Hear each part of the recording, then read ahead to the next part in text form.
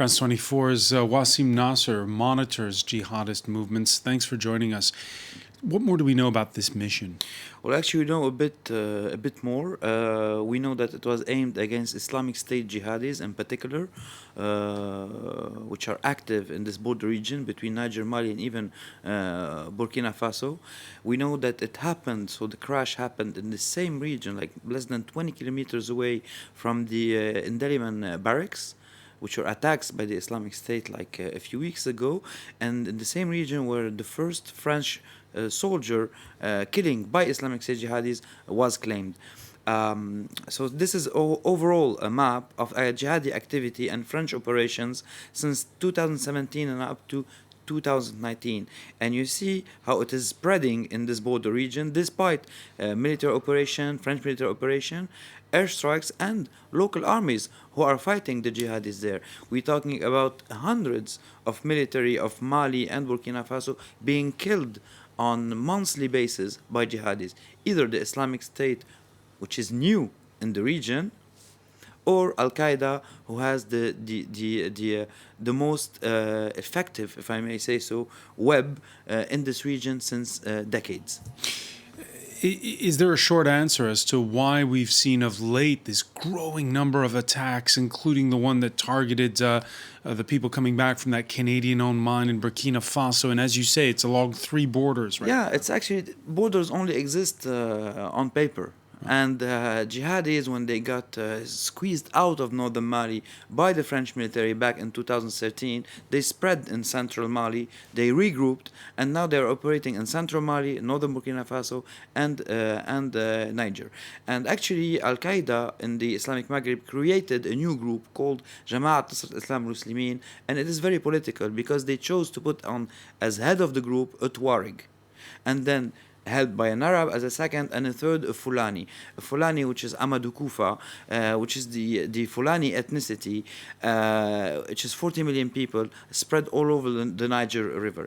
It's a community which wasn't at all concerned by jihad. But this person, Amadou Koufa, succeeded in attracting more and more jihadis in the ranks of Al-Qaeda. If you look, for example, at the attacks of Grand Bassam in the Ivory Coast, where two kamikazes were Fulani. The attacks on the military in Ouagadougou in Burkina Faso, the capital, one of the kamikazes was Fulani. So you see that Al-Qaeda is being able to play politics, to play on the grievances of the population in this region, on the contradiction between the agriculture, the agriculture between the farmers and yes, herders, because the Fulanis are the herders. Exactly, and so in many places, northern Burkina Faso and in central Mali, the central state is seen as the enemy by the local population, which finds refuge sometimes with the jihadis. This is for Al Qaeda, but for the Islamic State, it's another ball game.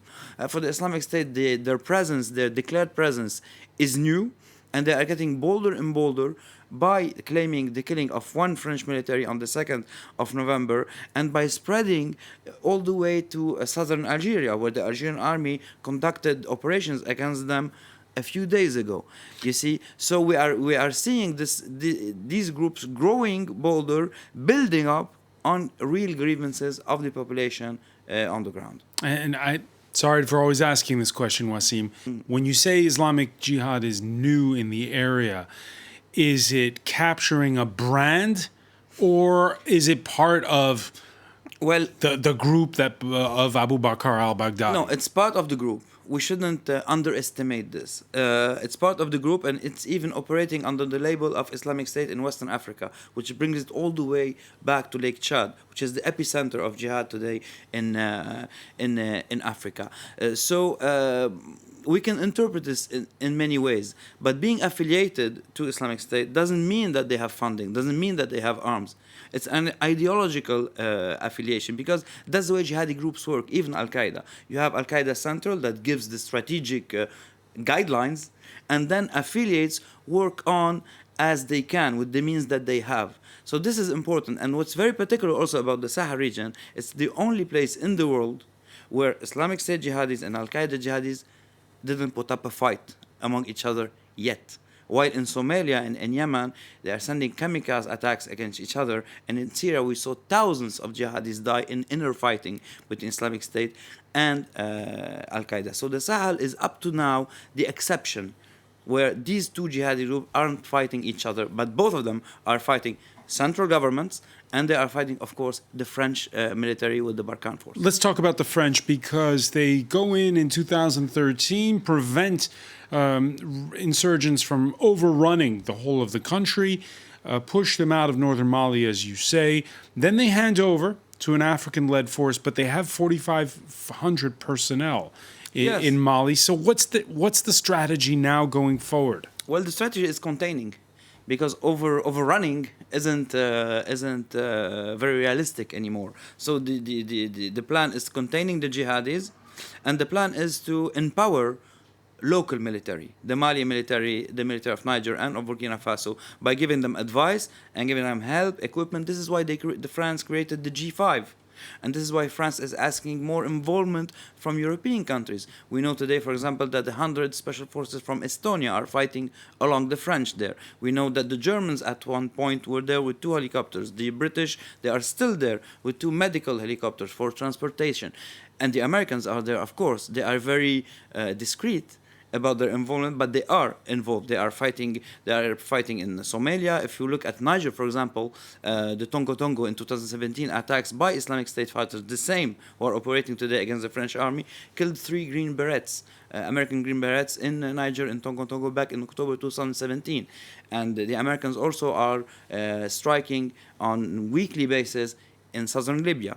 So all this area is all connected, and the force of the jihadis is that they don't recognize any borders, and it's a huge area, so they can move in convoys, they can move on motorbikes, and this is, for example, the reason why the French put up this operation, because they saw that a group of jihadis were moving on motorbikes, and they decided to hit them. Wassim Nasr, when we've had loss of life among French soldiers in Afghanistan, when the French were there were debates that came up afterwards. Should the French be involved in foreign theaters? We're not hearing any of that today. Well, not yet. It's too soon. And if we talk about Uzbin, where 10 military were killed, of course, in 2008 in an ambush, a Taliban ambush. But the Sahel in Africa is considered as very vital for France. On the same time, the involvement in Afghanistan was also to be on the side of the Americans after not being on their side in 2003. So it was like more a diplomatic issue. But the present Africa is older, is more relevant for the French. I guess a debate will be put up on the table, maybe not tomorrow, maybe not the day after, but it will be soon be on the table, because we crossed, by this latest 13 deaths, we crossed the barrier of 40 dead. Since 2013, the involvement of the French in this region, the French military lost 41 men on spot, which is very consistent. For example, if we compare the involvement in Syria, the French lost only 1 military. So, of course, the debate is going to be on the table. All right, Wassim Nasr, many thanks for that. And there's more on our website, France24.com.